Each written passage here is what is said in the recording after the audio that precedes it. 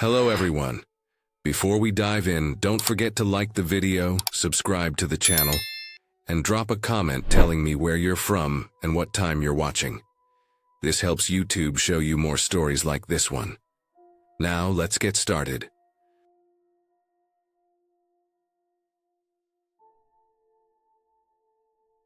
New Year's Eve 2016 felt smaller than it should have. No party, no noise. Just a quiet obligation waiting for me at 6 in the morning. I left my cousin's place a little before 11:30 because I knew if I stayed I would sleep too long. I told myself the drive would keep me alert. Coffee in the cup holder.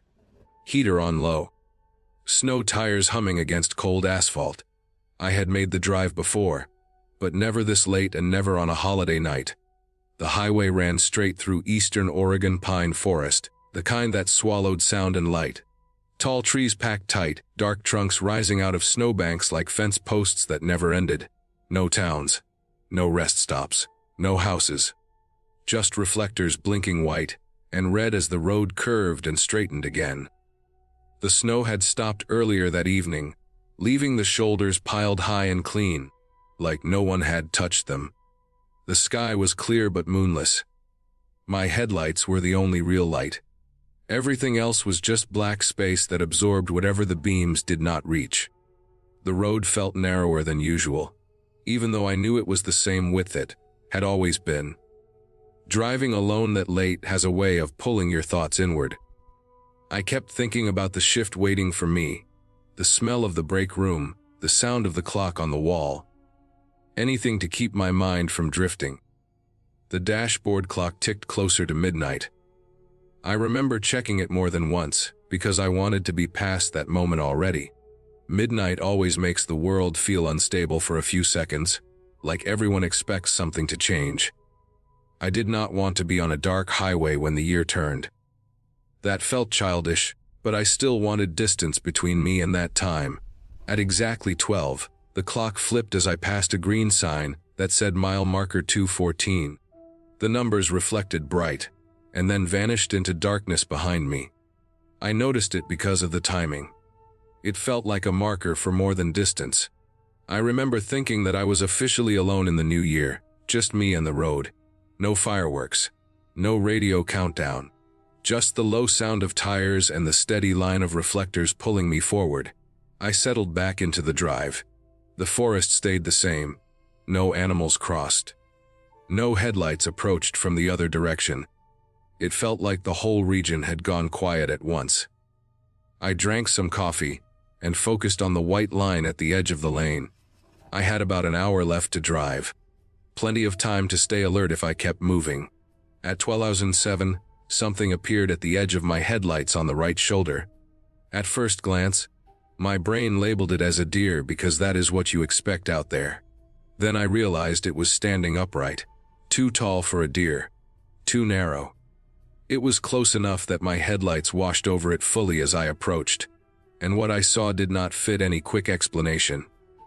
It was a person-shaped figure, but the posture was wrong. It stood straight, almost stiff, with arms hanging low at its sides. No movement at all. No turning of the head, no flinch at the sudden light. Just a dark outline against the snowbank and trees. The clothing looked dark, maybe a coat, but I could not make out details. The face was not visible. There was no eye shine, no reaction. It did not step back or forward. It just stood there, half a step off the pavement like it had been placed there. I did not slow down. Instinct told me to keep going. I remember gripping the steering wheel tighter and keeping my eyes on the road ahead, but my peripheral vision kept pulling me back to it as I passed. The shape stayed perfectly still as my car moved by. It did not raise a hand. It did not turn. It did not do anything a person normally does when a car passes a few feet away at highway speed. As soon as it was behind me, I checked the rearview mirror. I told myself I just wanted to make sure it was gone, that it had not stepped closer to the lane. What I saw made my stomach tighten. The figure had moved. It was stepping onto the road, one slow step, calm and deliberate. Not a lunge. Not a stumble. Just a step forward, like it knew the car was already past, and there was no reason to hurry. I did not see it for long. The road curved slightly, and my taillights did not reach far. After a second, it disappeared into darkness. I did not look again. I focused on the road ahead and told myself to breathe. My heart rate climbed anyway. The inside of the car felt smaller. The heater suddenly felt too warm, like I needed air. I tried to reason through what I had seen. A hitchhiker. Someone drunk from a party. Someone stranded by car trouble. All of those made sense in theory. None of them matched the stillness. People wave. People react to headlights. Even drunk people flinch. This thing had not reacted at all until after I passed, and then it moved with purpose. I told myself it was shock fatigue, the brain filling in gaps with fear. I kept driving. I did not slow down. I did not turn around. The idea of stopping on that road felt worse than anything else. There was no shoulder space to pull off safely anyway, not with snow piled that high. A few miles later, I noticed something else that made it harder to calm down. There were no fresh footprints in the snow near where the figure had stood. I realized this because I kept scanning the shoulders ahead now, unable to stop myself. The snow along the road was smooth and untouched everywhere. If someone had walked there recently, there should have been tracks. I had not seen any. That meant either I had missed them in the moment, or the figure had not walked there at all. That thought stayed with me. I kept checking the clock. Each minute felt longer than the last. The forest did not change. The road signs came and went. I passed mile marker 219, then 220. Nothing else appeared. No shapes. No animals. Just empty road. I considered calling someone, just to hear a voice, but the signal out there was unreliable. I did not want to distract myself. I wanted full focus on driving. I told myself that if something else happened, I would deal with it then. About 20 minutes later, I saw headlights ahead. Another car coming from the opposite direction. The relief was immediate and strong. Proof that the world was still normal. As the car passed, I glanced at the driver, but they did not look toward me. Just another person trying to get somewhere late at night. The moment passed, and the road was empty again. But the tension eased slightly. I reached a junction where the forest thinned and the road widened. There was a rest area sign a few miles ahead. I debated stopping there, but the idea of pulling off into a dark lot felt wrong. I wanted home. I wanted lights and walls and a locked door. When I finally reached a stretch with cell service, I checked my phone. No missed calls. No alerts. The world had turned into the new year without me, and nothing had changed except my sense of safety. I got home around 1:30. I parked under a streetlight and sat in the car for a minute before going inside. The neighborhood was quiet. No fireworks. No people outside. Just cold air and silence. I locked the door behind me and went straight to bed, though sleep did not come easily. In the morning, I went to work on time. The routine helped ground me. I told myself the night drive was behind me. By mid-morning, the image had dulled a little, like a memory you are not sure you can trust. Still, it stayed with me. Later that day, during a break, I checked local news on my phone. I did not know what I was looking for. I just scrolled. Then I saw a short article posted early that morning. A man had been found dead along a highway in eastern Oregon, a few miles from mile marker 214, hypothermia. He had left a New Year's party on foot after an argument and wandered into the forest. Search crews had found him near the road, collapsed just off the shoulder. No vehicle involvement. No foul play suspected. The location made my chest tighten. It was close enough to be the same stretch of road. The timing matched. The article mentioned he had been wearing a dark coat. It did not include a photo. I read it again, slower this time. The man had been disoriented, according to friends. He had refused rides. He had been last seen just before midnight. The temperatures had dropped fast after dark. Wind chill severe. The pieces fit in a way I did not like. Someone hypothermic can behave strangely. Stiff movements. Delayed reactions. Standing still to conserve energy. Stepping into the road without urgency because judgment is impaired. The lack of footprints made sense too. Wind had picked up overnight. Snow can erase tracks faster than you expect. That explanation grounded the memory. It took away the sense that I had seen something unnatural. What I had seen was a person at the edge of their limits, body failing, mind no longer responding normally. The stillness was not intent. It was exhaustion. The calm step onto the road was not confidence. It was confusion. I thought about stopping again. About what would have happened if I had slowed down or pulled over. The article said nothing about anyone calling it in. That meant no one had stopped. I was not alone in passing by. That realization stayed with me longer than the fear. The road had been empty. But it had not been empty of people moving through it, each of us sealed in our own vehicles, our own reasons. I had chosen to keep going because it felt safer. That choice made sense in the moment. It still does. But it also meant that someone stood there unseen by the world, visible for only a few seconds to passing headlights, then gone. I drove that highway again months later in daylight. The forest looked ordinary, the shoulder wide enough for a person to stand. Snow gone, just dirt and gravel. I slowed near mile marker 2014 without realizing it. Nothing marked the spot, no sign, no memorial. Just trees and road and distance. The image from that night has never changed. The shape, the stillness, the step forward after I passed. Knowing what it was does not erase it, it just gives it weight. It reminds me that fear does not always come from something chasing you, or something unknown. Sometimes it comes from seeing a real moment of human failure, and knowing you were there when it happened, even if you did nothing wrong. Every New Year's Eve since then, I think about that drive. About how quiet the world can be at midnight. About how easy it is to miss someone standing just outside your light.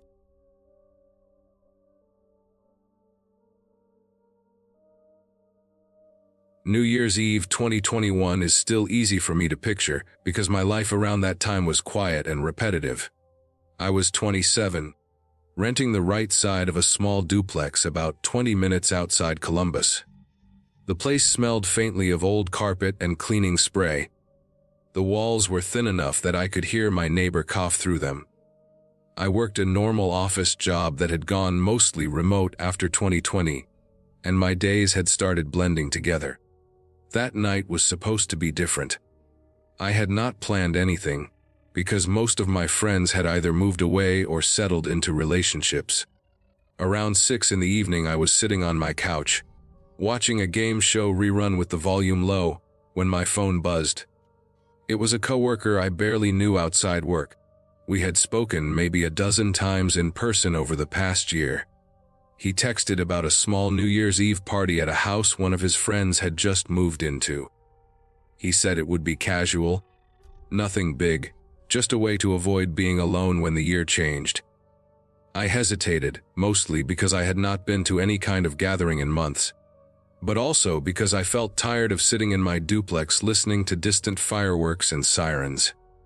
I said yes without thinking too much about it.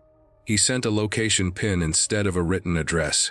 When I tapped it, Google Maps showed a route but no street history. No photos, no reviews. It did not even show nearby businesses. I assumed it was a new development. Columbus had been spreading outward for years, with farmland turning into rows of identical houses almost overnight. I took a shower, put on clean jeans and a jacket, and left around 10:30. The drive took longer than expected because the roads became less familiar the farther out I went. Streetlights thinned. The houses grew farther apart. The radio kept switching between stations on its own, but I blamed that on poor signal. By the time I pulled up, it was already 11:40. The house sat at the end of a narrow street that looked unfinished. The pavement was rough, with loose gravel along the edges. There were no sidewalks. The house itself was a 2-story structure painted a dull gray, with a wide driveway and no visible decorations. No holiday lights. No wreath. No signs of people celebrating. Several cars were parked haphazardly along the driveway and curb, so I knew others had arrived. I remember feeling a brief urge to turn around. That instinct was quiet, easy to ignore. I told myself I was just anxious from being isolated too long. I parked, locked my car, and walked up to the front door. It was unlocked. I stepped inside without knocking. The first thing I noticed was the temperature. The house felt cold, not uncomfortable but unfinished, like the heat had not been set properly yet. The second thing was the sound. There was a radio playing somewhere, but not music. It was tuned between stations, producing a steady wash of static that rose and fell.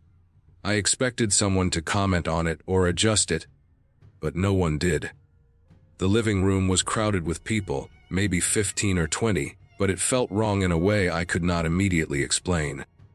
Everyone stood in loose clusters holding drinks, facing each other, yet there was no sense of connection. No laughter carried through the room. No raised voices. People spoke quietly when they spoke at all. Some leaned against the walls. Others stood stiffly in the middle of the floor as if unsure where to go. I took off my jacket and looked for a place to put it. There was no coat rack. No pile of jackets on a chair. No sign that anyone else had brought one. Every person I looked at wore light clothing despite the cold outside. I folded my jacket over my arm and kept it there. The walls were bare. No photos. No artwork. No clocks. The furniture looked new but generic, like it had been chosen quickly or staged. A couch, a chair, a low table with nothing on it. The floor was clean, almost too clean, with no scuffs or signs of regular use. I could not tell who lived there. I recognized my coworker near the kitchen doorway and nodded at him. He nodded back but did not approach. He looked distracted, scanning the room the same way I was. I poured myself a drink from a bottle on the counter. The bottle had no label, just clear glass and clear liquid. I assumed it was vodka. It tasted like nothing. The kitchen was as empty as the living room. No magnets on the fridge, no notes, no trash can visible. Cabinets closed. The counters bare except for a few cups and bottles placed with no order. The sink was dry. I moved back into the living room and leaned against the wall, watching people. I tried to listen to conversations, but they blended together into low murmurs. I noticed that no one asked anyone else how they knew the host. No introductions happened. No one mentioned work or family or plans for the new year. It felt like everyone was waiting for something specific, though I could not tell what. The radio static shifted slightly, growing louder, then softer again. The sound grated on my nerves, but still no one turned it off. I checked my phone. 11:55. I scrolled through messages, then through social media. Nothing unusual. Signal was fine. As midnight approached, the atmosphere tightened. People checked their phones more often. Some stared at the floor. The room felt smaller, though no one had moved closer together.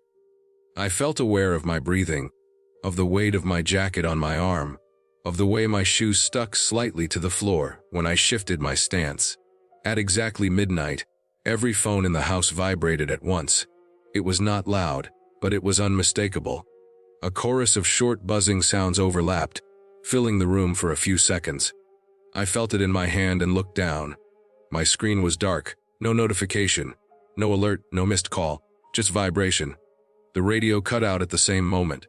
The static stopped completely, leaving a sudden silence that pressed against my ears. The silence made the house feel hollow. A few seconds later, the front door clicked loudly. The sound echoed through the space. I turned toward it and saw the deadbolt slide into place on its own. I knew it had moved because the metal caught the light from a nearby lamp. No one laughed. No one spoke. I saw several people pull on the door handle. It did not open. My first thought was that it was a prank. Some kind of planned moment.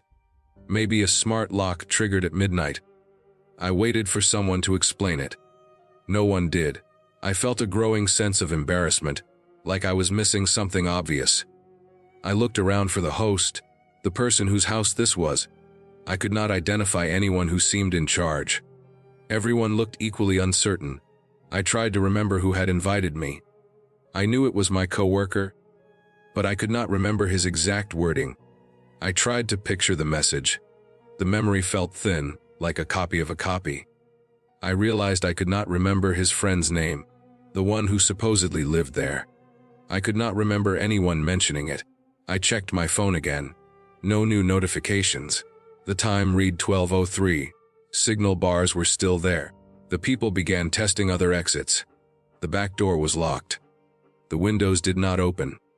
They were not painted shut or broken. They simply would not budge. The locks did not respond to touch. The cold seemed more noticeable now. I put my jacket back on. A few others did the same, pulling clothing tighter around themselves. I walked through the house, checking rooms. There were bedrooms upstairs, empty except for bare mattresses on the floors. No sheets, no personal items, no clothes in closets. The bathrooms were stocked with toilet paper and soap, but nothing else. No toothbrushes, no towels. The basement door was locked. The garage door would not open. I felt my chest tighten as the reality settled in. This was not a joke. It was not a mistake that would be corrected with an apology. Something was wrong with this place. I focused on practical steps. I tried calling emergency services. The call would not connect. I tried calling my coworker standing 10 feet away. His phone rang in his hand, but he did not answer it. He stared at the screen as if he did not understand what it meant. I noticed then that people were starting to avoid eye contact. They moved slowly, deliberately, as if conserving energy. No one sat down. No one raised their voice. Panic did not erupt the way I expected. Instead, there was a heavy, quiet fear that seemed to weigh everyone down. Time passed in a strange way. My phone clock kept moving forward, but it did not feel real. 12:30, 1:30. The house remained silent except for breathing and the occasional shuffle of feet. The radio did not turn back on. Eventually, someone managed to force a window open on the second floor. Cold air rushed in. We took turns climbing out onto the roof of a lower extension and then down to the frozen ground. No alarms sounded. No lights turned on. Outside, the street was empty. No fireworks. No distant noise from the city. The sky was dark and clear. The air smelled clean, almost sterile. We ran to our cars. Doors opened. Engines started. Relief surged through me as my car responded normally. I pulled out of the driveway, following others down the narrow street. After a few minutes, the road ended abruptly in a stretch of dirt and unfinished pavement. Construction equipment sat idle, dusted with frost. Beyond that was open land. We turned around and drove back toward where the house should have been. The street was gone. There was no sign of houses, no driveway, no parked cars. Just an empty field with patches of dead grass. I stopped the car and got out. Others did the same. We stood there in the cold, staring at nothing. Eventually, emergency services were contacted from a nearby main road. Police arrived. We tried to explain what had happened. They listened patiently, then searched the area. They found nothing. No records of construction permits. No missing properties. No reports of similar incidents. In the days that followed, I tried to piece together the event. I contacted my coworker. He did not remember inviting me. He did not remember going to a party that night. When I showed him the message history, he stared at it in silence and then asked me why his phone would send something like that. The message was there, time-stamped, sent from his number. He insisted he had no memory of sending it. I checked my location history. The route ended on a blank spot. No address. No coordinates that led anywhere meaningful. I spoke to others who had been there, tracking them down through phone numbers we exchanged afterward. Their memories matched mine in broad strokes but differed in details. Some remembered more people. Some remembered fewer rooms. None could identify the house's owner. I eventually accepted the most realistic explanation I could live with. The house had been a temporary staging property tied to an illegal gathering, possibly connected to some kind of data collection or social experiment that went wrong. The locked doors could have been remotely controlled. The lack of personal items could have been intentional. The disappearance of the house could be explained by rapid teardown or access through private land that was later closed off. It did not explain everything, but it was enough to let me sleep. I moved out of my duplex 3 months later. I stopped going to events hosted by people I did not know well. I stopped ignoring the quiet instinct that told me when something felt off. Every New Year's Eve since then, when my phone vibrates at midnight, I feel a brief spike of fear before the notification appears. I always check that I know exactly where I am and who invited me there.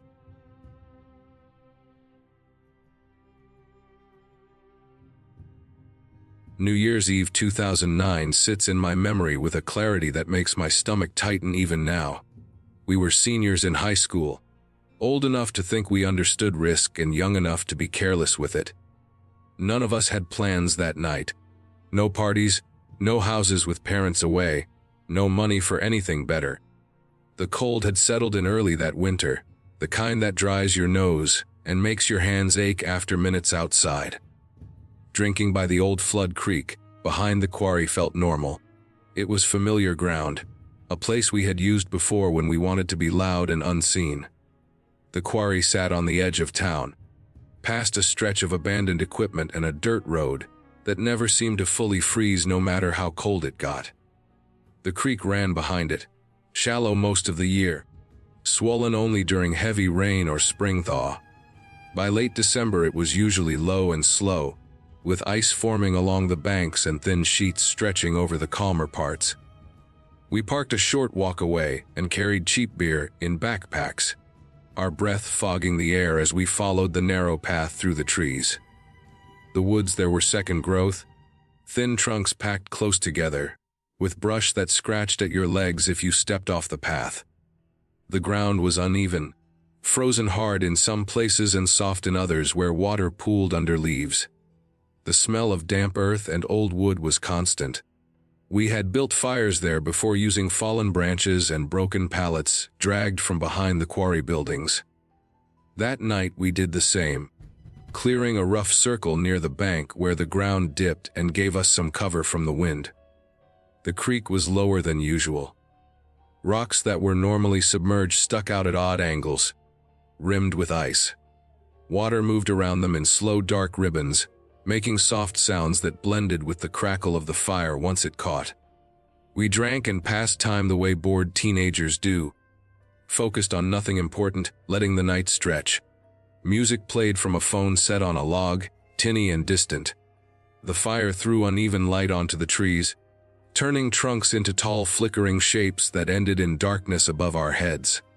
As midnight passed, the cold deepened. The fire burned down to coals and was fed again.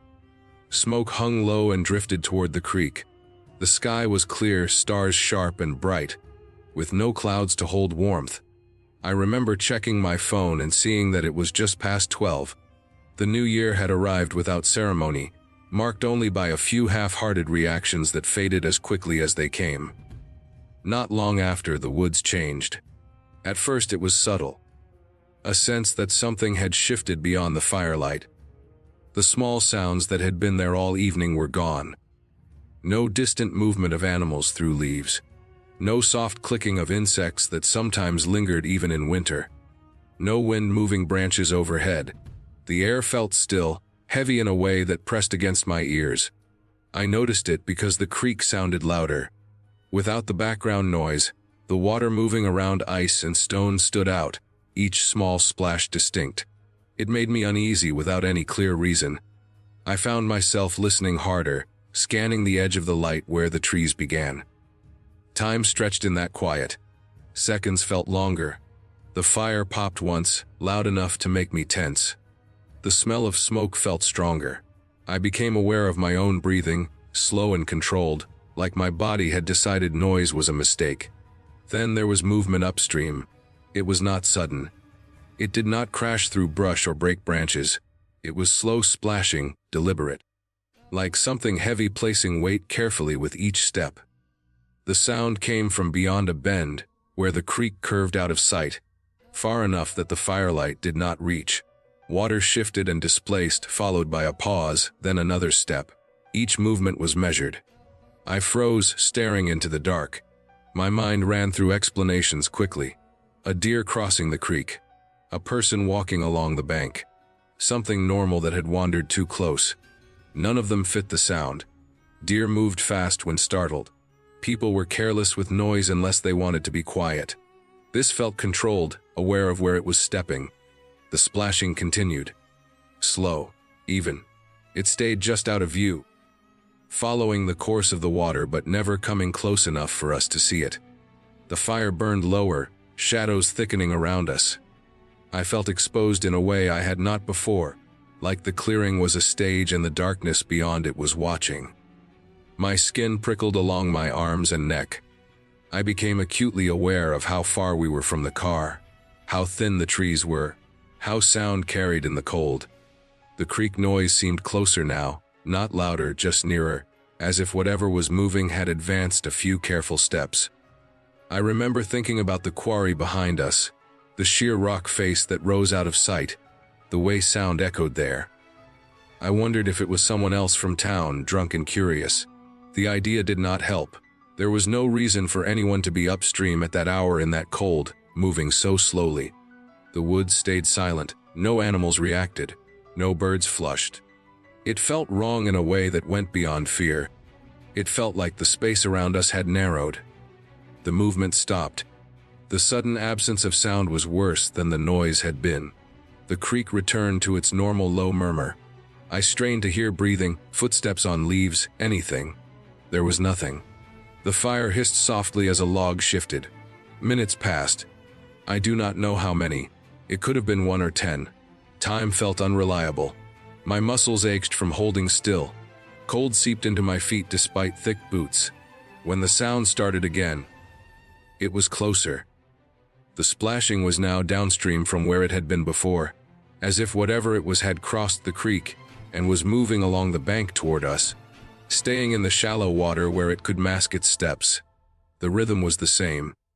Careful, heavy. Each step placed with intent. I could picture the water breaking around legs, the slow lift and set of weight.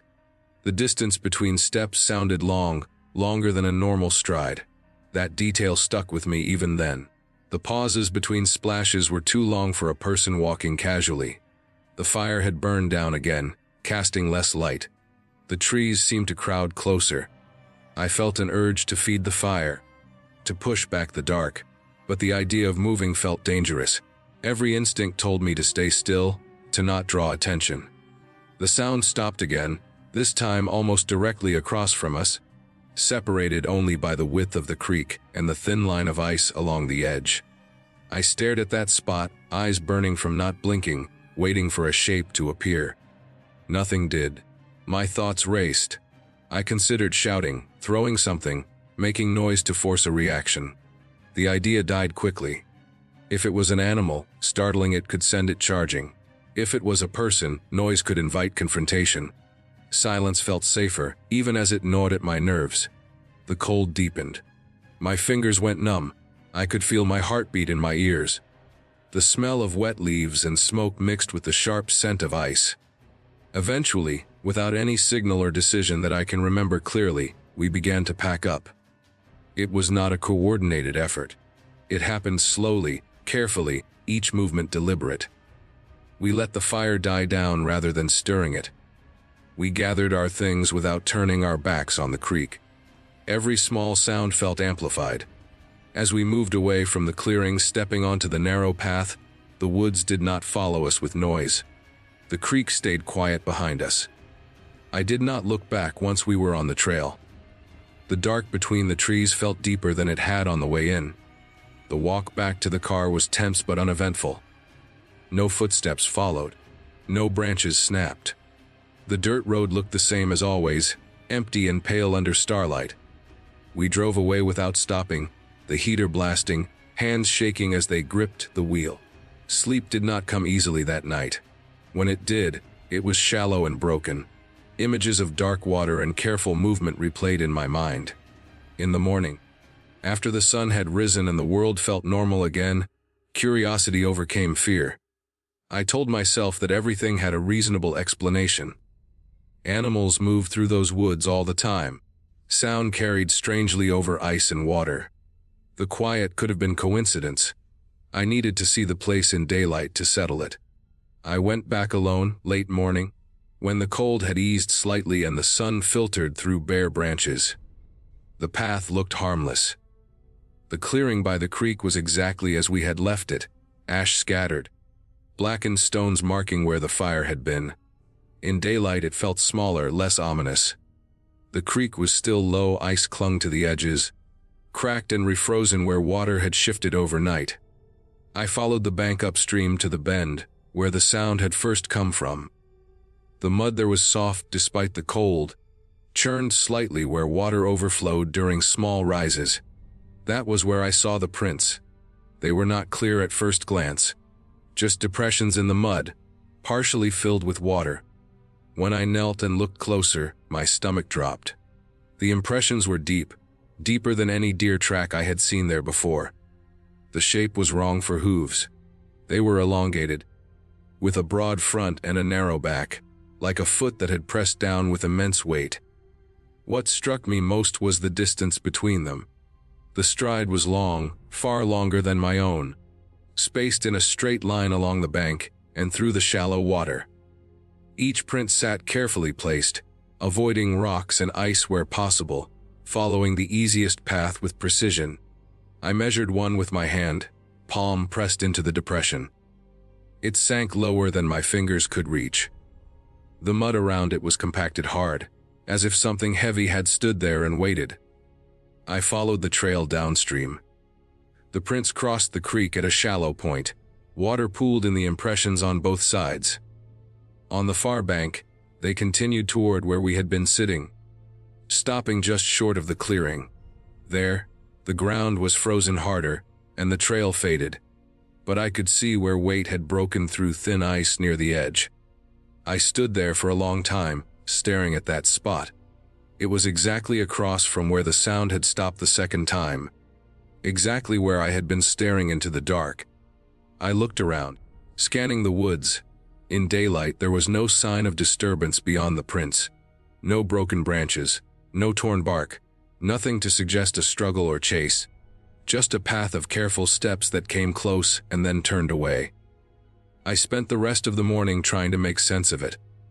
I thought about bears, but there had been no reports of them in the area, and the prints did not match what I found in books later. I thought about someone in boots, but the shape was wrong, and the depth would have required a weight far beyond a normal person. I considered that the cold and water had distorted things, that my fear had colored my perception. The problem was the stride. The spacing was consistent, too long to be accidental. It suggested long legs, careful balance, and an awareness of the terrain that felt unsettlingly intelligent. I went home and tried to put it behind me. Life moved on, graduation came. People left town. The quarry flooded one spring, and the creek rose high enough to wash away any remaining sign of what had passed through that night. Years later, with distance and age, I still return to that memory. I have read about animals and tracks, about how fear sharpens senses and fills gaps. I know that nature does not owe us comfort or explanation. I know that there are things that move through familiar places unseen, doing what they need to do without regard for who might be nearby. What stays with me is not a belief in something unknown or unnatural. It is the understanding that we were watched by something real, something physical, that chose to approach slowly and then stop. It chose not to reveal itself. It chose not to come closer. The quiet that night was not empty. It was controlled. The movement was deliberate. The tracks in the mud were proof that it had been there, that it had weight and intent. I do not go back to that creek anymore. Not because I think something is waiting there, but because that night taught me how thin the line is between a place we claim as familiar and the wider world that moves through it without concern for us. On New Year's Eve 2009, standing by a low frozen creek behind a quarry, I learned that we are not always alone, even when nothing shows its face.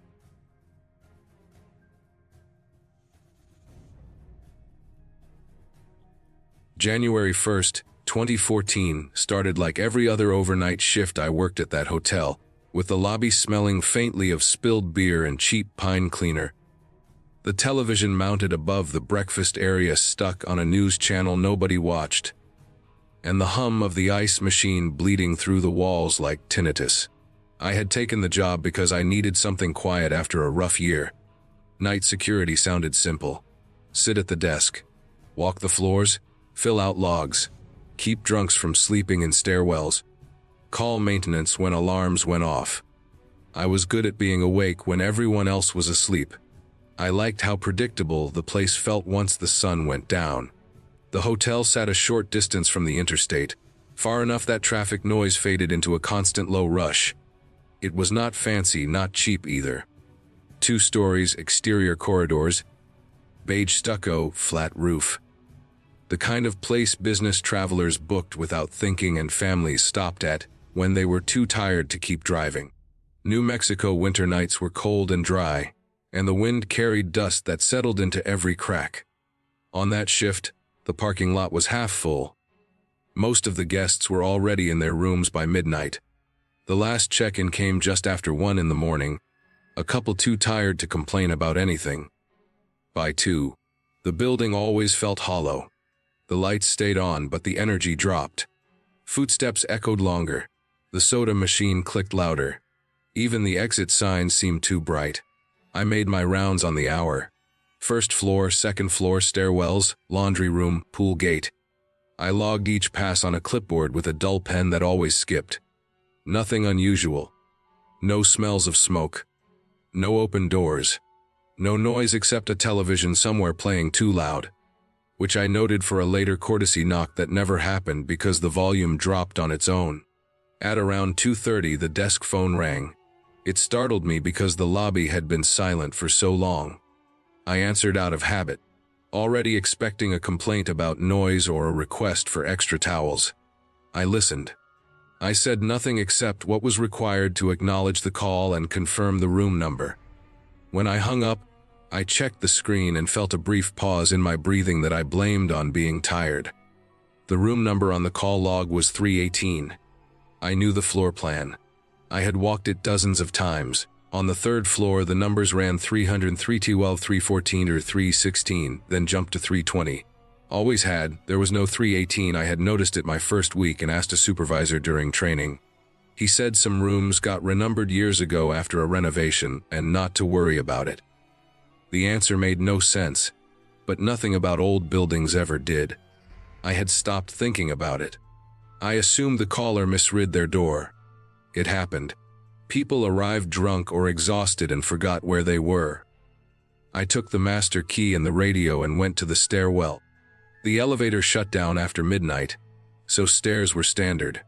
The concrete steps were cold through my boots. The 3rd floor hallway smelled faintly of carpet cleaner and old air. The lights flickered in the same spots they always did, especially near the middle of the corridor. I walked past 316 and stopped where 318 should have been. The space between 316 and 320 was narrower than a normal room frontage. There was no door, no number, just wall painted the same beige as the rest of the hallway. I had walked past it many times without stopping, but standing there made details jump out. The carpet in that section looked newer. The color matched closely but not perfectly. The fibers were thicker, less worn. The seam where it met the older carpet ran in a straight line that did not line up with any door threshold. The baseboard along the wall had been replaced too. It was cleaner, whiter, with fewer scuffs. I checked the numbers again to be sure I had not miscounted. 316 behind me, 320 ahead. No missing plaque. No sign of a door frame under the paint. Just flat drywall. I bent down and pressed my fingers into the carpet. It felt springy, like it had not been walked on much. I was about to turn around when I heard it. A sound that did not belong to the building. It was soft, measured, and close. Not a pipe knocking or metal contracting. It had a rhythm that was deliberate. Knuckles on something solid. 3 taps. A pause. Then 3 more. It came from inside the wall, right where a door should have been. My first thought was plumbing. Buildings make noise at night. Water moves. Heat shifts. But this sound was wrong. It was too clean, too controlled. I put my ear near the wall without touching it. The knocking stopped. I waited. My breathing sounded loud in my head. After several seconds, it started again, slower this time, like whoever or whatever was making it was waiting to see if I would react. I stepped back. My hand tightened on the radio. I did not call anyone. There was no rule for this. No training scenario. I walked to 320 and checked that door. It was quiet. I walked back to 316. Quiet. When I stood in front of the blank wall again, the knocking resumed, same pattern. Same spot. It was unmistakable. I tried to reason through it. Maybe maintenance left a tool inside the wall and pressure changes were shifting it. Maybe someone in an adjacent room was tapping on the wall without realizing. I checked the layout in my head. 316 backed up to a stairwell. 320 backed up to a storage closet. There should not have been another room between them. Unless the floor plan was wrong. Unless there had been a room there once. I finished the rest of my rounds faster than usual. I stayed on the radio even though nobody else was awake to hear it. The knocking did not follow me. The rest of the building stayed quiet. When I returned to the lobby, I pulled out the binder that held old inspection reports and renovation notes. It was dusty and rarely touched. I flipped through pages by date, looking for anything about room numbers. There was a brief mention from years earlier about structural repairs on the 3rd floor after a water leak. No details. No diagrams. The rest of the shift dragged. Every sound made me look up. The ice machine startled me twice. The automatic doors sighed open for nobody. At 6, the morning staff arrived. I wrote my report carefully, sticking to facts. I noted a guest concern about knocking. I noted that room 318 did not exist. I noted unexplained noise within the wall. I avoided speculation. I clocked out and drove home as the sky turned pale. I told myself it was nothing. Lack of sleep. Old building. But when I came back the next night, the carpet outside that wall looked the same, and that bothered me more than if it had been torn up or marked. It meant nobody had touched it. I made my rounds. At 2:30, the phone did not ring. I waited. At 2:40, I stood in the hallway again. I told myself I would not linger. As soon as I stopped in front of the wall, the knocking started. Same rhythm, same patience. I placed my palm flat against the drywall. It vibrated faintly with each tap. There was space behind it. Not insulation pressed tight, but hollow space. I pressed harder and felt cool air leak through a seam near the baseboard. The smell that came with it was stale and dusty, like an attic that had not been opened in years.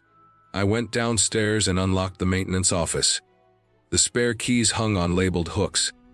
I found the one for service access. The hotel had crawl spaces and utility corridors that ran behind guest rooms. They were meant for wiring and pipes, not people. The entrance was a narrow door near the laundry room, usually kept locked. I opened it and switched on the bare bulb inside. The air was colder there. I followed the corridor along the 3rd floor. The walls were unfinished. Studs exposed in places, insulation yellowed. Pipes ran overhead. I counted steps. I knew where I should be relative to the hallway. When I reached the section behind the blank wall, the corridor widened slightly. There was a door set into the framing, hidden from the guest side. It was not marked. The paint on it was older than the hallway paint. The hinges were rusted. I stood there longer than I should have. The knocking came from the other side of that door now, clearer, louder. It was not random. It was someone knocking on a door from the inside. I did not open it that night. I logged what I saw and left the rest to morning management. I told myself that was the right call. Procedures existed for a reason. Still, sleep did not come easy. The next day, I was pulled aside before my shift. Management asked questions. They were careful with their words. They said there was no room behind that wall. They said the door in the service corridor was sealed and should not be accessed. They said the knocking was likely thermal expansion. They told me not to investigate further and to focus on my duties. That night, the service corridor door was locked with a new padlock. The hallway wall had fresh paint along the baseboard. Someone had tried to make it blend in. The carpet was vacuumed but still newer than the rest. At 2:30, the phone rang again. I took the call, listened, wrote down the room number. 318. I did not go upstairs. I called my supervisor and left a message. I sat at the desk and waited. The knocking carried faintly through the vents now, like sound traveling through bones. It went on for an hour, then stopped. Over the next week, the pattern repeated. Calls came from a room that did not exist. Knocking followed if I approached the area. Management grew tense. Maintenance worked overnight on the 3rd floor. Sheets of plastic went up. A section of the hallway was closed off for what they called renovations. They said it was water damage. They said it was for guest safety. I overheard things I was not meant to. Snippets of conversation in the back office. Mentions of old blueprints. Of a room that had been closed years ago after an incident that never made it into reports. Of a long-term guest who paid cash and did not want housekeeping. Of a door that was sealed instead of demolished because it was cheaper. I pieced it together slowly. There had been a room there once, 3-18. It had been removed from the numbering system after problems. The guest side door was sealed and painted over. The room itself remained, accessible only from the service corridor. Someone had been using it. Not recently, but at some point. The knocking was not coming from nothing. It was coming from a person trapped or hiding in a space that was never meant to be occupied. The final night I worked there, the renovation barrier extended farther down the hall. The service corridor door was gone, replaced with drywall, fresh screws, wet paint. The smell was strong. There were no more calls from 3-18. There was no more knocking. I quit 2 weeks later. I did not give a dramatic reason. I said the hours were getting to me. They did not try to keep me. Months passed. I drove by the hotel once out of curiosity. The 3rd floor windows were unchanged. No new doors. No signs of work. That section of the hallway remained sealed off permanently, a clean rectangle of wall where something had been erased. I learned later through a former coworker that during the renovations, they found evidence that someone had been living in that sealed room for a long time. Food wrappers. A mattress on the floor. Scratch marks on the inside of the wall where the door used to be. The person was never found. There was no missing persons report linked to the hotel. The decision was made to seal the space completely and remove it from all records to avoid liability. The knocking stopped because there was no longer a wall thin enough to knock through. Whatever happened to the person inside that room was handled quietly, the way uncomfortable truths often are. I still think about the patience in those knocks. Not frantic. Not angry. Just steady, like someone who believed that if they kept trying, eventually someone would listen.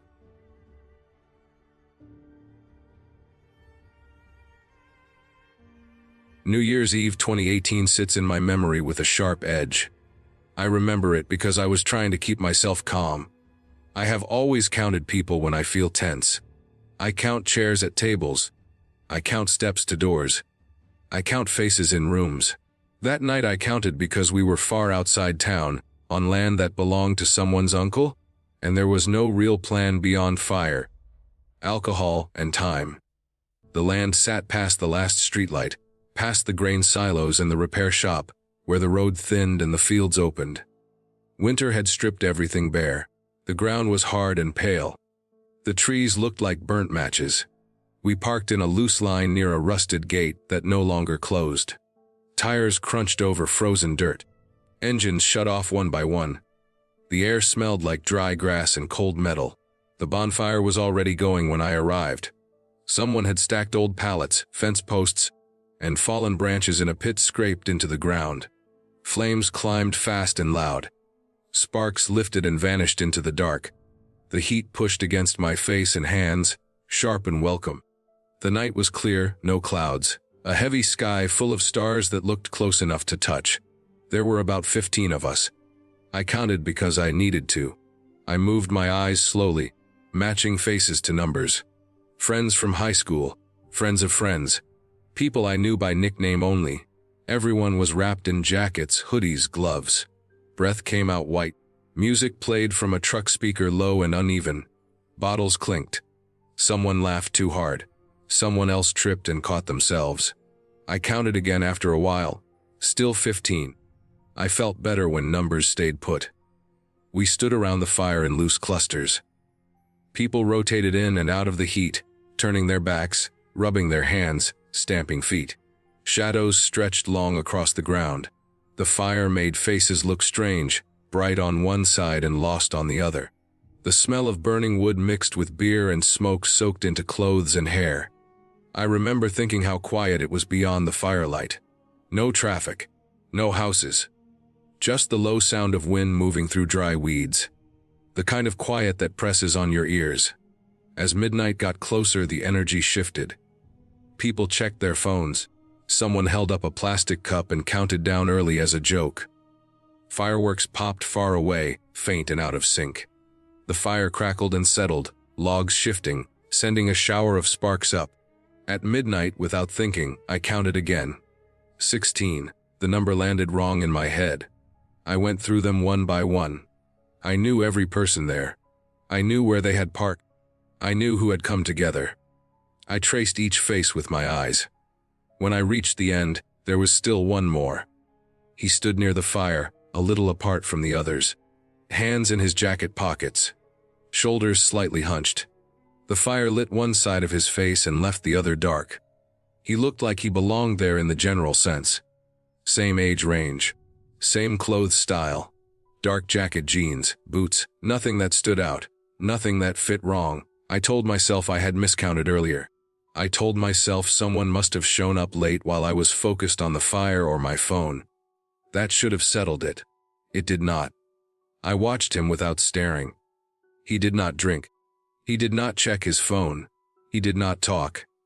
He shifted his weight now and then, looking at the fire, looking past it, looking at nothing in particular. When people moved around him, he adjusted without bumping into anyone. He knew the space like he had been standing there a while. I counted again, slower. 16. The number did not change. No one else reacted. No one introduced him. No one asked who he was. The night moved on. Cheers went up. Someone hugged me hard and spilled beer down my sleeve. Someone else lit a sparkler. Smoke stung my eyes. I tried to place him. I ran through names in my head. Friends of friends, cousins, coworkers. He did not match anyone. When I looked again, he was closer to the fire, heat washing over his face. His expression stayed calm. Not happy, not bored, neutral. I drifted a little closer under the excuse of warming my hands. The heat made my skin prickle. The fire popped. Wood shifted. I could hear my own breathing under the noise. I wanted to ask who he came with.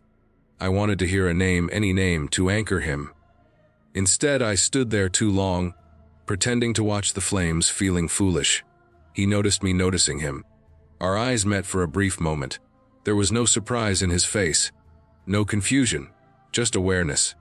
I forced myself to look away. I told myself I was letting anxiety turn nothing into something. I told myself this was how my mind worked when I was tired and cold and full of noise. I counted again. Still 16. Time slid forward in uneven chunks. People drifted off to smoke. People wandered to cars to grab more drinks. Someone fed more wood into the fire. The man stayed near it, never too close, never too far. Always in the same pocket of light. Around 12:30, I noticed one of my friends was missing from the circle. I did not think much of it at first. People moved around all night. Bathrooms were bushes and fences. Calls were taken in cars. I counted again out of habit, still 16. That was when the unease sharpened. If my friend had stepped away, the number should have dropped. It had not. I scanned the edge of the light. I checked the shadows. I looked toward the parked cars. I spotted my friend's jacket hanging on the back of a chair near the fire pit. His cup sat on the ground by the chair, half full, untouched. I told myself he was nearby. I told myself not to be strange about it. I did another count, slower, matching faces again. 16. The extra man was still there. The fire burned lower now, settling into a deep bed of coals with occasional flares as new wood caught. The air smelled heavier. Smoke drifted low. My eyes burned. The cold crept back into my fingers when I stepped away from the heat. At some point I realized the man was gone. I did not see him leave. There was no gap in the circle that closed. One moment he was there, hands in pockets, face half lit. The next moment the space was empty. The light fell on nothing but dirt and scattered leaves. I counted immediately. 15. Relief washed through me, quick and sharp. My chest loosened. My shoulders dropped. I told myself that settled it. He had been real. He had left. My count was right again. Then the relief twisted. I counted faces. I named them in my head. I reached the end and stopped short. My friend was still missing. His car sat in the same place it had all night, frost creeping up the windshield. The doors were locked. The keys were not inside. His jacket still hung on the chair. His cup still sat on the ground. People did not notice. Music played. Someone argued about the time. Someone tripped and laughed. Someone fed the fire again. The night did not pause. I asked myself how long he had been gone. 5 minutes. 10. Longer. I replayed the last time I remembered seeing him. He had been laughing near the fire, hands out, telling a story with his body. That felt like hours ago. It could have been 20 minutes. I told myself he had gone to the tree line. I told myself he had gone to sit in his car. I told myself he would be back any second, annoyed that people were worried. I counted again. 15. The cold felt sharper. The dark felt thicker beyond the firelight. I walked toward the cars, crunching over frozen dirt, scanning between vehicles. I checked the open beds of trucks. I looked behind the shed near the gate. Nothing. I did not want to draw attention. I did not want to be the anxious one ruining the night. I walked back to the fire and stood where my friend's jacket hung, as if that would summon him. Minutes passed. The fire cracked inside. Ash lifted and drifted. My hands shook. Not from cold alone. I counted again. Still 15. By 1 o'clock, the mood thinned. People talked about leaving. People talked about food. Someone complained about smoke. I watched faces, waiting for someone else to notice the missing space. No one did. I thought about the extra man again. I thought about how the count had stayed steady when my friend should have dropped it. I did not like the direction of that thought. I pushed it away. I walked to the edge of the light again, heart pounding, scanning the ground for footprints. The dirt was too hard to hold them. The frost blurred everything. I walked farther than I meant to toward the tree line, calling his name in my head without letting it reach my mouth. The dark swallowed sound. The fire became a dull orange glow behind me. The fields stretched out empty and flat. I stopped when the cold bit through my jacket and into my bones. I went back. By 1:30, people started to leave in small groups. Headlights flared and swept across the ground. Engines started. Doors slammed. The fire burned lower. I watched my friend's car. It did not move. I finally told one person that he was missing. They shrugged it off at first. Said he was probably passed out somewhere. Said he would turn up.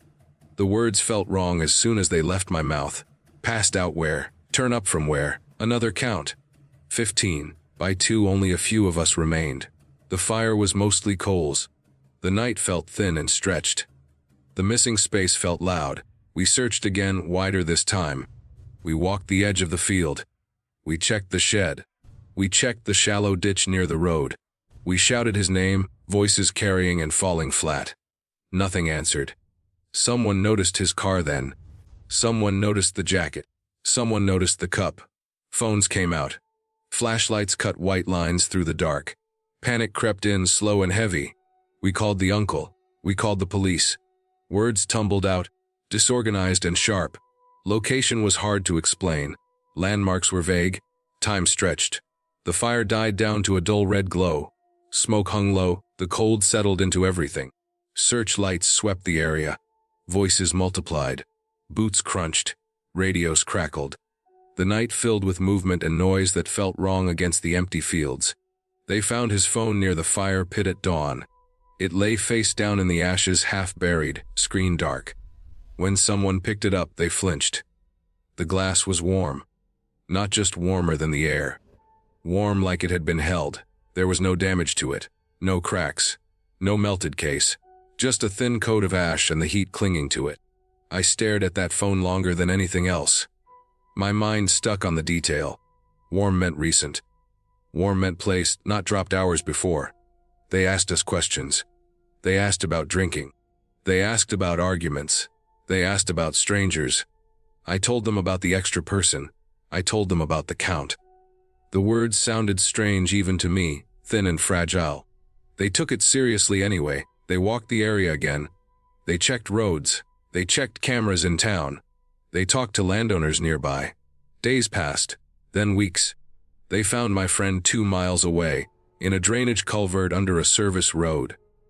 The culvert was wide enough to crawl through. The water inside was shallow and slow. He had injuries consistent with a fall and blunt force trauma. Not enough to explain everything. Enough to suggest he had been moved. The explanation came in pieces, slow and ugly. The land had been used before for parties. People knew it was easy to slip in unnoticed. A man with a history of theft and assault had been living out of his car nearby. He had been watching gatherings like ours, waiting for distraction, waiting for isolation. He blended in. He stood near the fire where faces looked strange and counts were hard. He waited for someone to wander off alone, drunk and careless. My friend had gone to the tree line. The man followed. He used surprise and force. He took what he could. He left my friend injured and disoriented. The phone had been taken and later returned to the fire, placed in the ashes to destroy prints and confuse timing. The warmth came from the coals beneath the surface. The extra count happened because someone was taken while someone else filled the space. They caught him months later after another incident in a different county. He confessed when details matched too closely to ignore. The numbers made sense then. The calm face, the way he moved through space, the way he left without anyone noticing. I still count people when I feel tense. I count faces in rooms. I count cars in driveways. I count cups on tables. When a number changes without reason, my chest tightens, and I remember the fire, the cold, and the way 16 felt wrong before 15 ever did.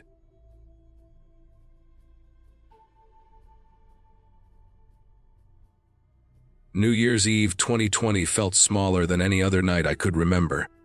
The city had shrunk into itself. Streets that once held noise and movement stayed quiet. People stayed inside because of the lockdown, because of fear, because of rules that changed every week. I lived in a narrow apartment on the 3rd floor of an old building that sat over a service alley. The alley ran between 2 blocks of worn brick, used by delivery trucks during the day and by nobody at night. It smelled like damp concrete and old trash. I had lived there long enough to know every sound it made. Pipes rattling. A loose metal door banging when the wind shifted. The soft roll of rats near the dumpsters. That night a few friends came over. We kept it small. No shouting. No music loud enough to upset the neighbors. We brought our own drinks, wiped down every surface, washed our hands too many times. We sat on mismatched chairs and the floor, watching a muted broadcast on the television while our phones showed messages from people we were not seeing. The year had stripped things down to the bare parts. We counted time by case numbers and curfews. Midnight felt like something we were supposed to mark, even if none of us believed a calendar could change anything. The apartment smelled like cheap champagne and takeout grease. The heat was too high because the building never regulated it properly. Sweat clung to the back of my neck. Outside the windows the sky looked empty. No crowds, no parties, just the outline of rooftops and a thin strip of black sky. As the clock crept closer to midnight, I felt a tightness in my chest that had nothing to do with excitement. It felt like waiting for something to fall. I remember thinking how quiet it was. In past years the city would already be loud with early fireworks and car horns. That night there was nothing. The silence pressed in. When midnight came, the television showed pre-recorded celebrations from other places. We raised our glasses without smiling much. I took a sip and tasted nothing but bubbles. Right after midnight, from the alley below came a sharp popping sound. At first it sounded like fireworks. Short cracks, uneven, echoing between the brick walls. They did not have the hollow thump fireworks usually carry. They were too fast. Too close together. The sound climbed straight up the alley and hit our windows with a flat slap. We all froze. No cheering followed. No whistles, no laughter. The popping stopped, then started again, louder, closer. It felt wrong in a way that was hard to explain. My body reacted before my mind did. My stomach dropped. My hands went cold. Then someone screamed. It came from the alley, raw and high and cut off fast. Not the kind of scream people make for fun or surprise. It was pain and fear packed into a single sound. It ended like something had shut it down. We moved toward the window without speaking. I pushed aside the thin curtain and looked down. The alley was lit by a single flickering light near the dumpsters. Shadows jumped with every movement. I saw people running. They were not dressed for a party. Dark jackets. Hoods pulled tight. They ran hard, heads forward, arms pumping. They did not look back. They ran like people who knew exactly where they were going and knew they had to get there before something else did. Their footsteps slapped against the wet concrete, loud and fast. More shapes appeared from deeper in the alley, moving the same way. No one laughed. No one shouted greetings. There was no joy in their movement. It looked organized, purposeful, like a drill that had gone wrong. I waited for sirens, for flashing lights, for some sign that the city had noticed. Nothing came. The popping sound stopped. The alley fell into a thick silence broken only by fading footsteps and distant shouting that sounded like orders, not celebration. We stayed at the window for a long time. Minutes passed. The light near the dumpsters kept flickering. Nothing else moved. No police cars. No ambulances. No neighbors leaning out to see what happened. It felt like the alley had been erased from the night. Eventually, we pulled back from the window. Nobody spoke. The television kept playing muted footage of fireworks from another city. The contrast felt wrong. I sat down and stared at the wall. My heart beat too fast. Every sound in the apartment felt loud. A glass set down on the table made me flinch. The rest of the night dragged. No one wanted to leave right away, but no one wanted to celebrate either. We checked our phones for alerts or news updates. There was nothing. Not a single message about violence nearby. No warnings, no reports. It was like the sound never happened. When everyone finally left, I locked the door and stood in the quiet apartment. The heat hummed. The alley below stayed silent. I did not sleep much. Every time I drifted off, I heard the popping again in my head, sharp and wrong. Morning came gray and cold. The city looked tired. I made coffee and went to the window. The alley was wet, more than it should have been from the light rain overnight. Water pooled in shallow streaks along the concrete, catching the dull light. The dumpsters had been moved. One sat at an angle, its wheels leaving dark marks. I noticed the smell first. Not trash, not sewage. Something metallic and clean at the same time. Like the smell after a butcher washes a floor. I leaned closer to the glass and saw faint drag marks leading from the deeper part of the alley toward the street. They were wide, uneven, and interrupted where the water had thinned them out. The concrete looked scrubbed, too scrubbed. The alley usually held layers of grime that never fully washed away. That morning it looked scoured. The stains that had been there for years were gone in one long stretch. In their place were lighter patches where something heavy had scraped along. I went outside later that morning under the excuse of throwing out trash. The air was cold enough to sting my lungs. The alley smelled stronger up close. The dumpsters were clean on one side, like they had been hosed down. Water still dripped from the edges. I followed the drag marks with my eyes until they vanished near the street. The pavement there looked darker, as if it had soaked up more water than the rest. I crouched and touched the ground. It felt gritty, not slick. Whatever had been washed away had left something behind. I stood there longer than I should have. A delivery truck passed at the far end. Someone opened a door above me. Life continued like nothing had happened. No tape, no cones, no officers taking notes. The alley had been reset. Back upstairs, I checked the news again. Local updates focused on lockdown violations and weather. No mention of violence. No unexplained incidents. I searched social media for posts tagged near my block. Nothing. It felt deliberate, like the absence itself was a message. Over the next few days, I paid closer attention to the building. The landlord sent a general email about noise complaints and reminded everyone to follow rules. There was no mention of cleaning or repairs. The building manager did not show up like he sometimes did after incidents. It was as if everyone agreed not to notice. I started noticing things I had ignored before. The service door at the back of the building, that stayed locked most of the time, had fresh scratches near the handle. The light in the alley stopped flickering and stayed steady, like someone had fixed it quickly. A camera that I never paid attention to before now pointed directly down the alley, its lens clean. I talked to no one about it. There were no conversations to have. In the lockdown year, everyone kept to themselves. People avoided eye contact in hallways. Doors closed fast. Silence became normal. At night, I replayed what I saw. The way the people ran. The way the scream cut off. The lack of response. I thought about how the pops sounded. Not like fireworks. Like small caliber shots echoing between walls. Controlled. Measured. I thought about the shouting afterward. Short bursts that sounded like instructions. I began to piece together something that felt worse than randomness. The alley was private enough to hide things.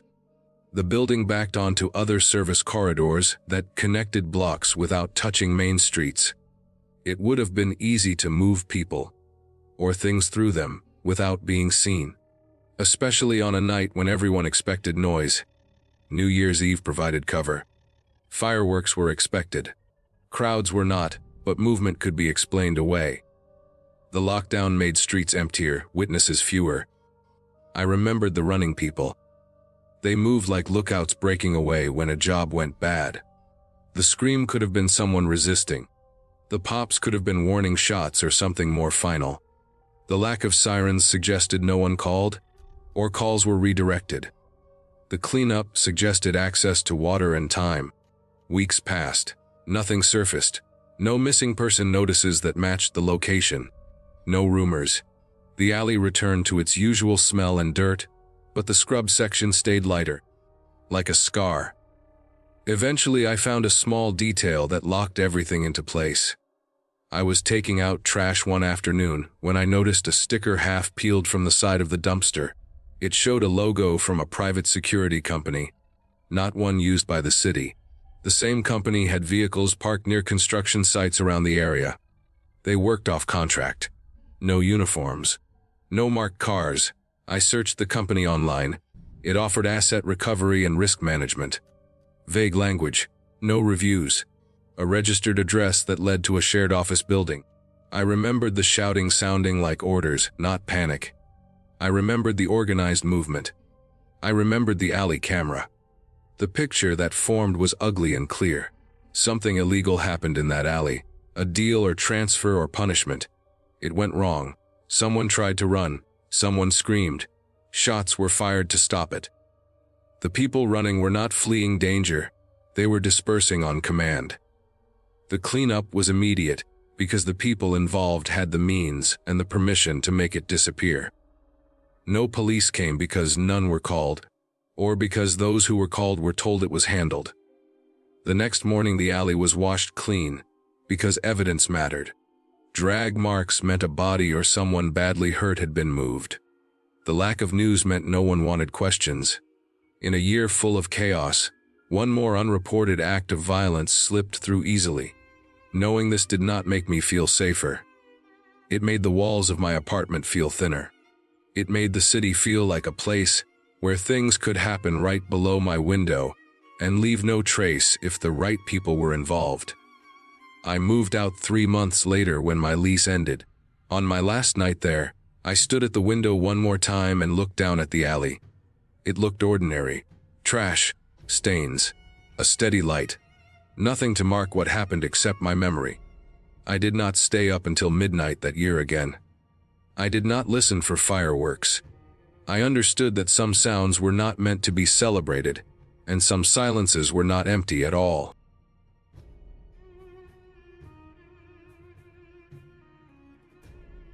January 1st, 2019 sits in my head like a stain that never dries. I remember the air first. It was cold enough to sting but not cold enough to snow. The kind of cold that makes city sounds travel farther. Car engines carried down the street. Laughter from parties echoed longer than it should have. Fireworks popped in the distance. Not loud anymore, just leftovers from midnight. I was home awake, half watching the clock on my phone, half waiting for my younger brother to get back from a New Year party a few neighborhoods away. He had left around 11:30. He texted me a picture of the living room where the party was. Crowded, bright, cheap lights strung along the walls. He was 22. He had that look people get when they feel grown but still safe, because someone older exists. He told me he would walk home. It was a straight route. One long main road, a few crossings, then our street. Well lit, busy even late. Covered in cameras because there were shops along most of it.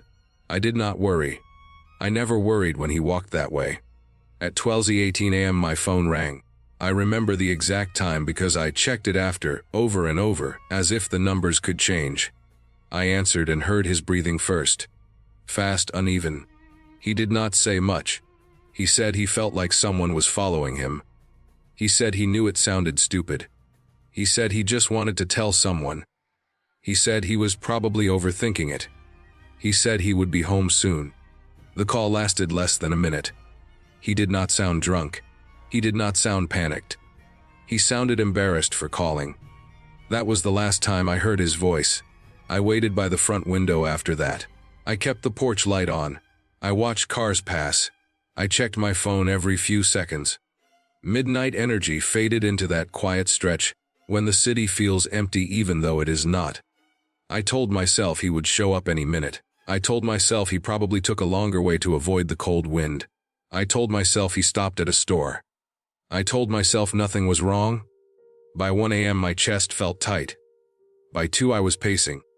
By 3 I called his phone and it went straight to voicemail. I did not leave a message. I did not know what to say without sounding afraid. By morning the sky went pale and thin. I sat at the kitchen table with a cup of coffee I did not drink. I listened to the house settle. I watched the clock. When it hit 8 I called the police. The days after blur together but some details stay sharp. The smell of the police station. The plastic chairs. The way people spoke slowly to me, as if speed itself could hurt. The questions repeated in different forms. What was he wearing?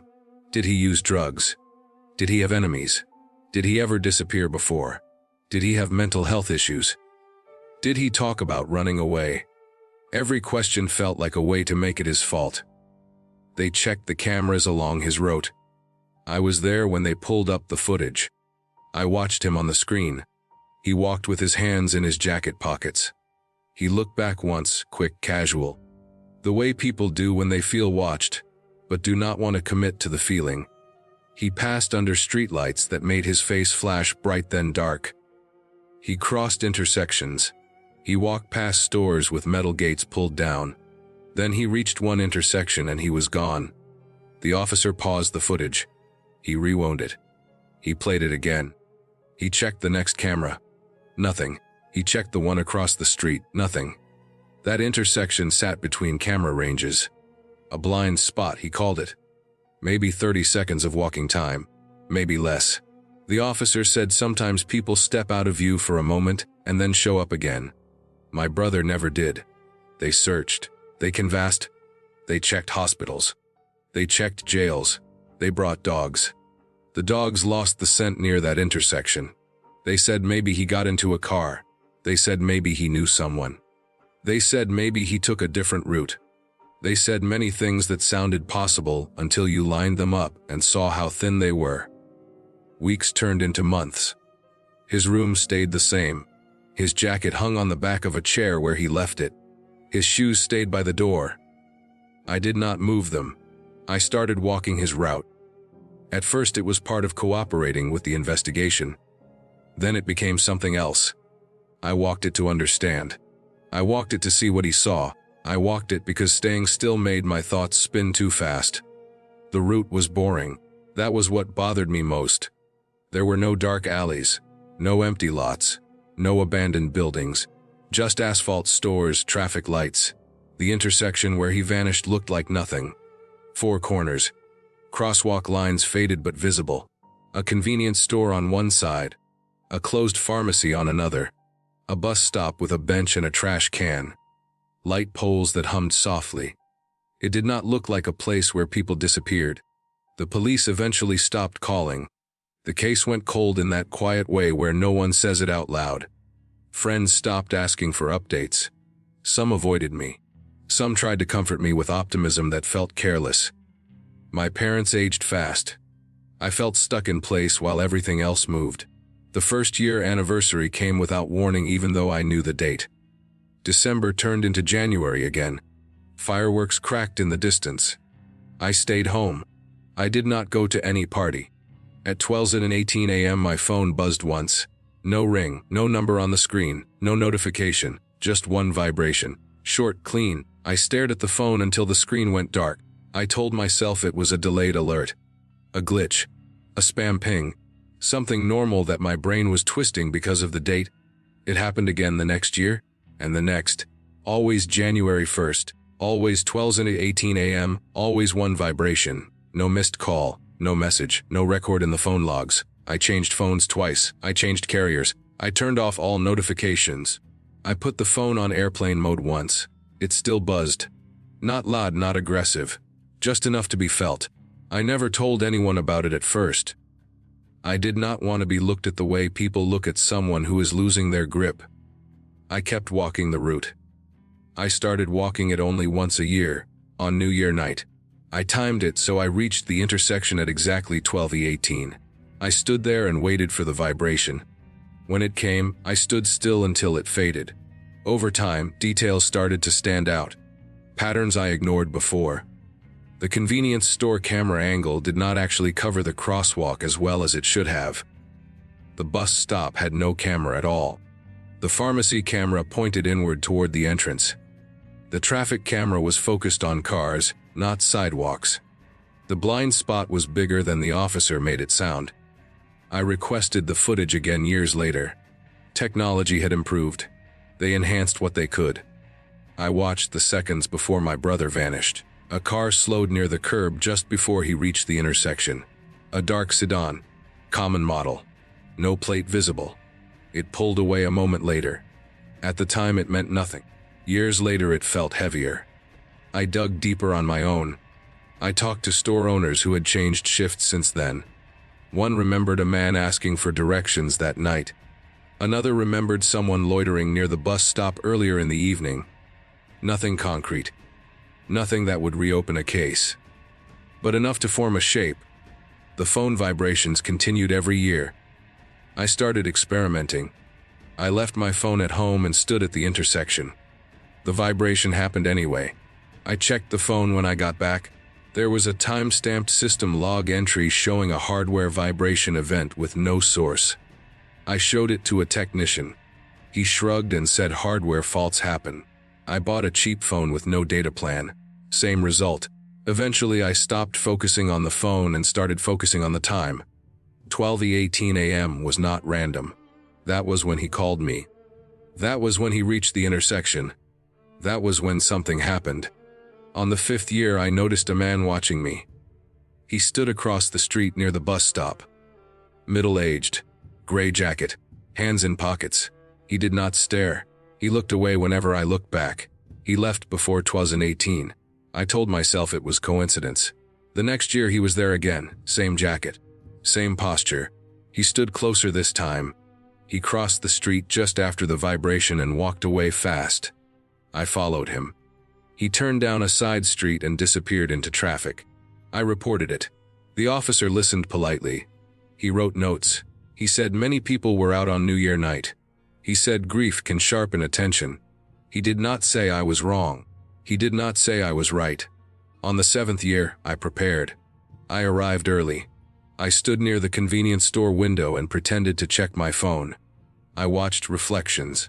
The man appeared 10 minutes before 12:18. Same jacket, same face. Older now. Tired. He stood at the edge of the blind spot.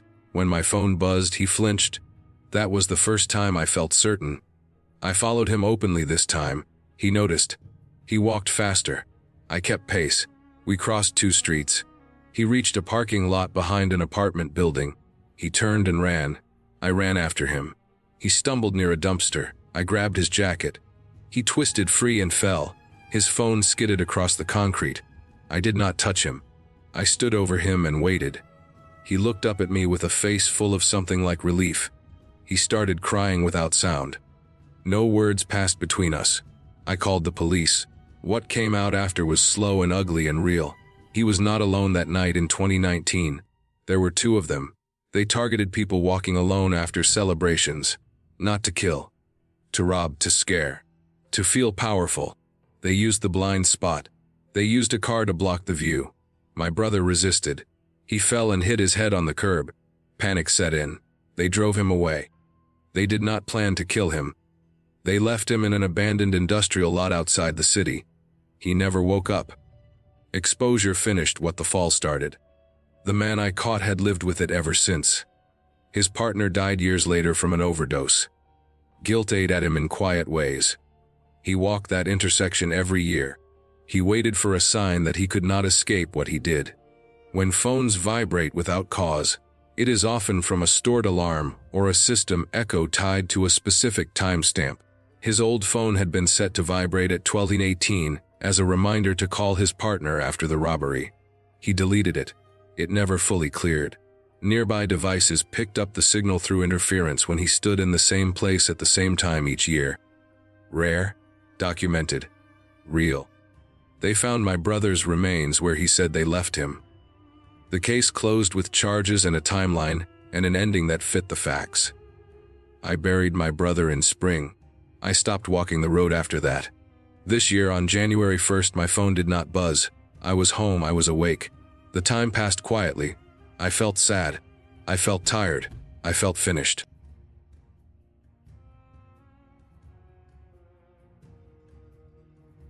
New Year's Eve 2012 is still the clearest night of my life. I remember it better than birthdays, better than funerals, better than anything that should matter more.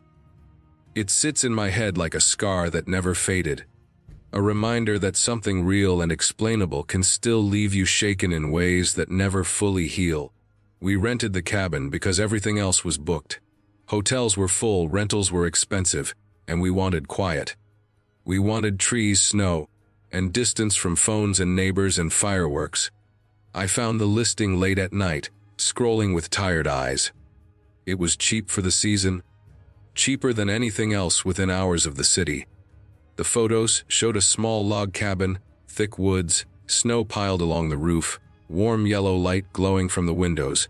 The description was short: secluded, private road, firewood provided, generator backup, no owner on site. It said the owner lived out of state and used a local caretaker. There were a few reviews, all from the last couple of months. Nothing older. They were short and positive, clean, quiet, exactly what we wanted. I remember noticing the lack of history and brushing it off. People list properties all the time. Maybe it was new. Maybe it had just been renovated. It felt normal enough at the time. The drive took longer than expected. We left in the afternoon, daylight already fading early like it does in winter. The highway thinned into smaller roads, then into narrow two-lane stretches with no lights. Snow lined the shoulders in uneven piles.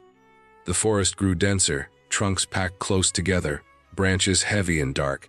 The GPS lost signal more than once. Each time it came back, it adjusted the route slightly, pulling us deeper in. The final turn was onto what looked like a logging road. Packed dirt covered with frozen tire tracks. No signs, no gate. Just trees pressing in from both sides. I remember thinking that it felt wrong but also exciting. Like we had found something hidden. The cabin appeared suddenly, tucked back from the road behind a short clearing. It looked exactly like the photos. The porch light was on. Smoke curled from the chimney. The windows glowed with steady warmth. Snow had been shoveled from the steps. The place looked ready for us.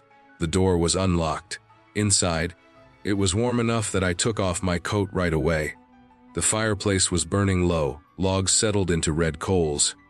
The air smelled like wood smoke and old pine. The furniture was simple but clean. A couch, a table, a small kitchen, a narrow hallway leading to a bedroom and bathroom.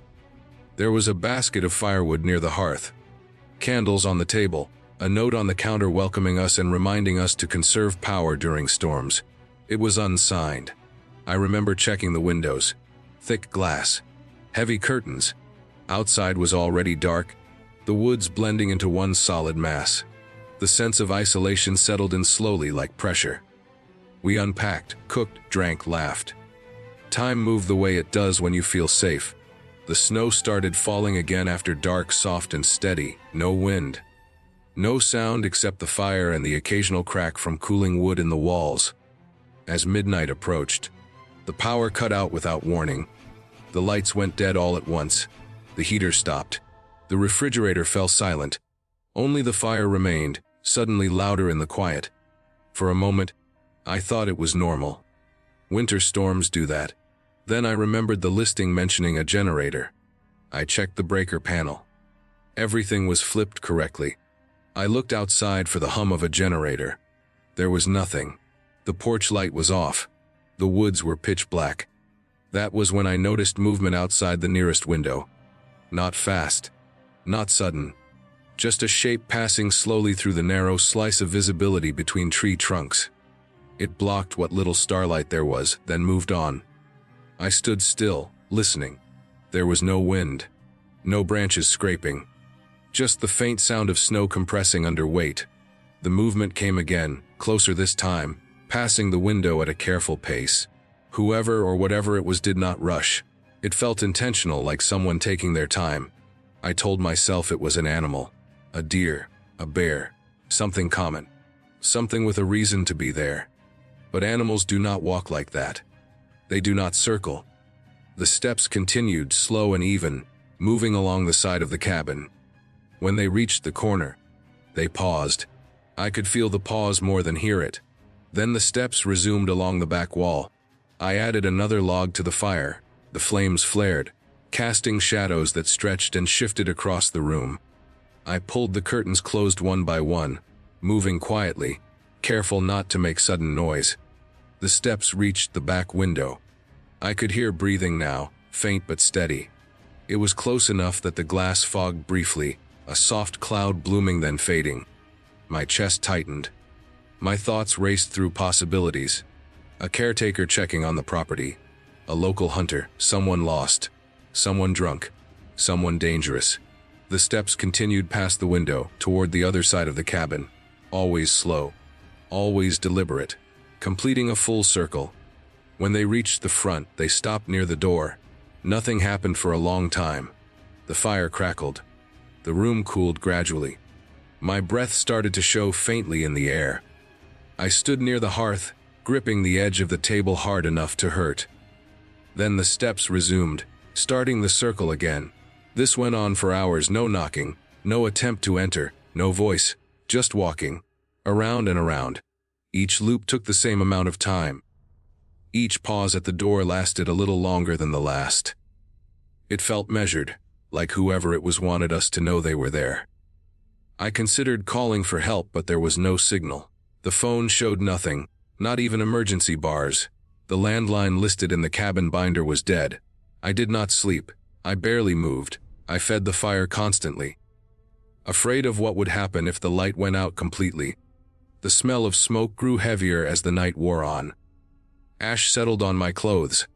At some point near dawn, the steps stopped. The silence that followed was worse than the noise. I waited, listening for any sign of movement. There was nothing. No retreating sound. No engine, no door. Just stillness.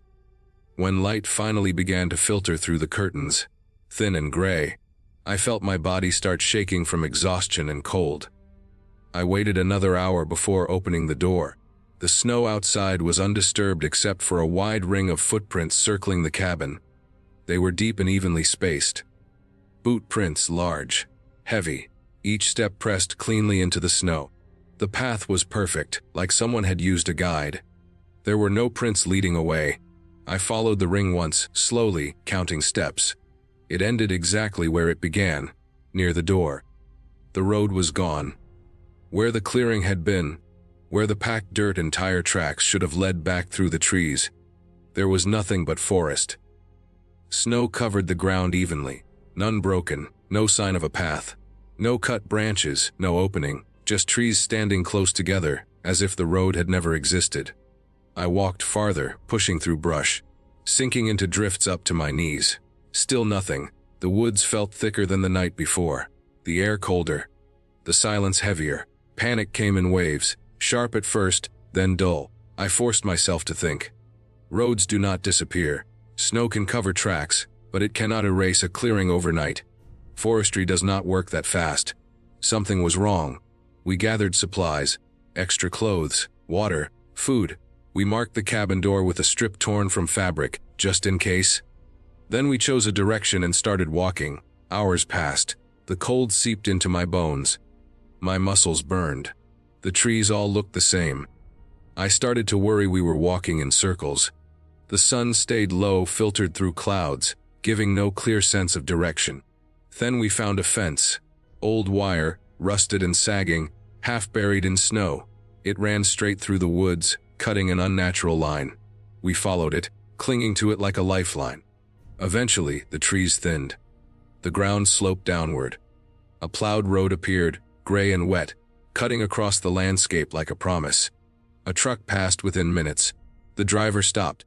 He looked confused, then concerned, then wary. He drove us to the nearest town without many questions. Later that day, after warmth and rest returned to my body, I searched for the listing. It was gone. The email confirmation led nowhere. The site showed an error. The payment record existed, but the property details were blank. I called the town office. I described the area, the woods, the approximate location. They transferred me to someone who knew the land records. There had never been a cabin there, no permits, no property lines, no private road. The area was public forest, no structures allowed, no caretaker, no owner. I spoke to locals, old ones, people who had lived there their whole lives. They shook their heads. Some laughed nervously. Some grew quiet. They told me that sometimes people find things in the woods that should not be there. Temporary things, shacks, hunting shelters, places used for reasons no one admits out loud. They told me those places do not last. They are taken down or burned or reclaimed by weather. They told me to be grateful we left when we did. The explanation that finally made sense came slowly, pieced together from records and rumors and my own memory. Someone built that cabin without permission. Someone used it for a short time, maybe for hiding, maybe for watching, maybe for something illegal that needed isolation. They listed it online to make money quickly, trusting that no one would ask questions. The fire was lit because someone had been there recently. The walking that night was likely the same person, checking to see if we would leave, trying to scare us off without confrontation. The power was cut intentionally, maybe from a hidden switch, to make the cabin less comfortable, to push us toward panic. The road disappeared because it was never a real road, just a path packed down by repeated use, easily erased by snowfall. In daylight, without clear edges, it vanished into the forest. The footprints that never left were explained by the same snowfall, filling in exit tracks while leaving the compressed ring intact. When the cabin was discovered later, it was likely dismantled quietly, no report, no record, just gone. Everything had a reason, every detail fit, knowing that did not bring comfort. What stayed with me was the patience of the walking, the careful pace, the way whoever it was chose not to rush, not to knock, not to speak. They wanted control without risk. They wanted us afraid but alive. They wanted the cabin empty again by morning. It worked. I still think about that night every New Year. I think about how easy it was to trust a warm light in the woods, a cheap listing, a place that looked ready for us. I think about how close we came to staying one more night, to giving the person outside a chance to act. Somewhere deep in those trees, there was a stretch of time when a cabin existed that should not have. We stepped into it briefly, then stepped out again carrying the memory with us. The woods did the rest.